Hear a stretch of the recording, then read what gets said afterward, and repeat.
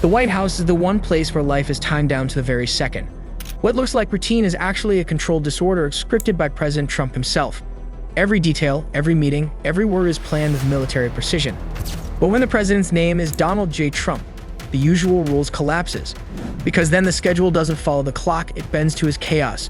So let's step inside one extraordinary week in the life of the President of the United States, Mr. Donald J. Trump. A week where global decisions can change, but his personal habits remain fixed, almost like sacred rules. And it all begins on Monday. On this day, just like every other, Trump wakes up after only 4 hours of sleep, rising at 5 a.m. sharp. And the very first order of business: tic-tacs. Tic-tacs right after waking up. Well, nobody knows why, because it's simply a Trump thing. Once he even joked that it was his personal ritual before kissing a woman. Now the breakfast word doesn't even exist in Trump's dictionary, as after his heavy tic-tac ritual, he heads straight to his private dining room, where with an ice-cold Diet Coke, he dives into the hottest news of the day. But here's the twist: he doesn't pick the news himself. Instead, he relies on a woman famously known in the White House as his human printer. She's Natalie Harp. Her job is as simple as it is bizarre. Every morning, she prints and delivers pro-Trump news articles for the president to read. That's it. Select contacts are allowed to send him news updates directly on iMessage, straight into the president's hands. And whenever something catches his eye, something exciting or controversial, Trump doesn't just keep it to himself.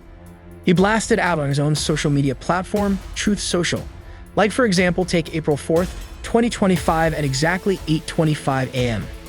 That morning, he shared a post claiming that he had deliberately crashed the stock market. The video even showed Warren Buffett praising Trump's move as a fantastic economic decision. Of course, the truth came out later. Buffett had to step forward himself and deny ever saying such a thing. But Trump simply ignored Buffett's clarification, just like he ignores most statements that go against him. By 9 a.m., it is time for what is supposed to be the most serious meeting in the White House, the Presidential Daily Brief, or PDB. For most presidents, this is a sacred ritual. They sit with thick binders, dense reports, and carefully crafted intelligence papers. But Donald Trump is not amongst the most presidents. Paperwork bores him.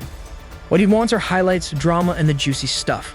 That is why his briefings are almost entirely oral, more like a conversation than a lecture. And seated with him in the Oval Office are his closest allies: Vice President J.D. Vance, Secretary of State and National Security Advisor Marco Rubio, Secretary of Defense Pete Hegseth, and CIA Director John Radcliffe.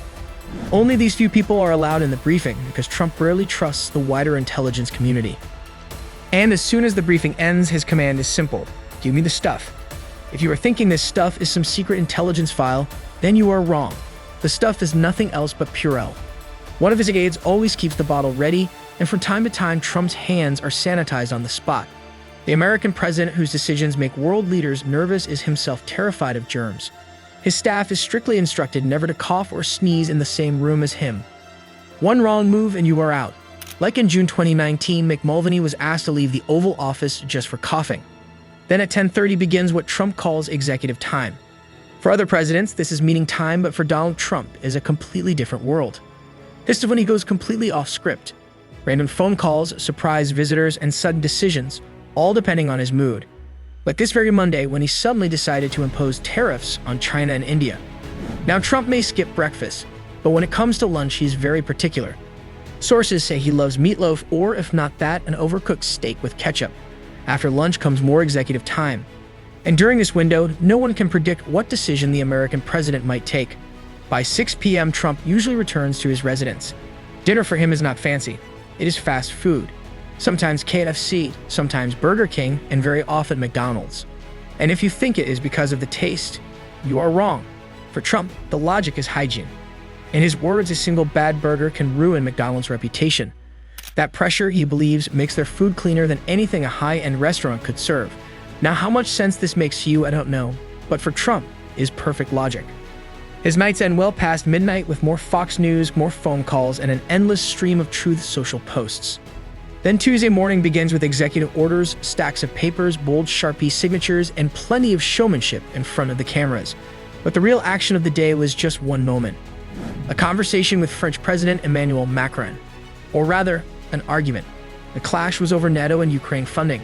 Macron later corrected Trump publicly in front of the press, reminding everyone that Europe was already covering 60% of the costs.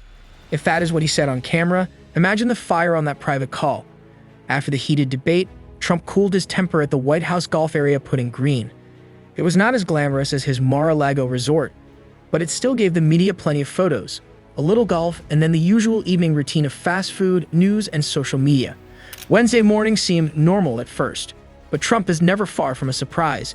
At exactly 9:37 a.m., right in the middle of his daily briefing, he opened Truth Social and posted, "It is a great time to buy stocks." By lunchtime, he took it even further. Out of nowhere, he announced that tariffs would be paused for 90 days.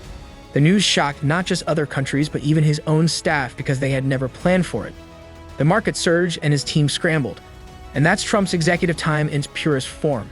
Completely unfiltered, a single decision in the moment, and the whole world shifts. Thursday's theme was regulations. This was the day Trump rolled back several environmental rules that had been created during Joe Biden's presidency. From major energy policies to something as small as shower heads, everything was on the table. And if you ask, why showers? Because Trump has his own shower ritual. In the White House bathrooms, he insists there must always be Irish Spring soap.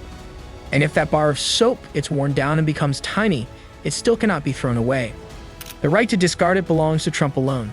You see, in Trump's world, even soap falls under executive orders. Friday usually runs on a lighter schedule. Fewer public events, fewer official appearances. But behind the scenes, Trump's mind is already at work, planning how to dominate the weekend spotlight. Around 6 p.m., his bags are packed. He steps out onto the South Lawn, waves to reporters, answers a few quick questions, and prepares to board Marine One. And just before leaving, there is always one more Truth Social post. Sometimes it is an ad-generated photo of himself as the Pope. Sometimes it is wild claims about gas prices. Whether the posts are real or not hardly matters. What matters is that Trump's strategy works. All weekend long, he remains the center of conversation. His official destination is never announced, but most people know where he is headed. It's Mar-a-Lago. President Trump's week is a mix of ritual and chaos. Tic Tacs, Diet Coke, and Irish Spring soap are non-negotiable. Everything else is flexible and improvised. His presidency runs on late-night phone calls, fast food meals, spontaneous decisions, and bursts of social media. For past presidents, routine meant stability. For Trump, routine means only one thing: control. And he decides what matters and what does not. And he knows how to stay in the headlines every single day. Whether you like it or not, the truth is simple. Trump doesn't follow the news, he becomes the news. Thanks for watching, folks. I shall see you again in the next one.